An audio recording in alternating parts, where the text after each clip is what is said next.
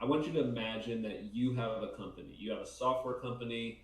It's growing. Things are going amazing. You are building something very special. And now you have a big customer asking you a question. This big customer, think of Microsoft and Amazon and Google, is asking you saying, hey, like, I really want to do business with you. I really want to use your application.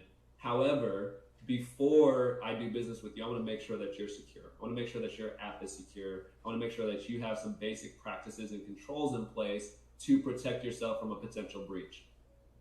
And I want a third party to validate it. That's what the big customer will say to you. You know, have a third party come in, validate these controls.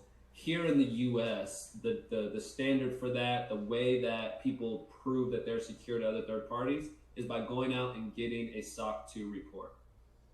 You'll go out, you'll work with a certified public accountant, get a SOC 2 report that outlines the basic practices, controls, and procedures that you have in place to prove that you're secure, to prove that you're doing the basics to be secure. And SOC 2 has really become that de facto standard here in the States that if you're going to grow, if you're going to do business at the enterprise level, you got to get a SOC 2. It's going to come up. You're not going to be able to grow without it.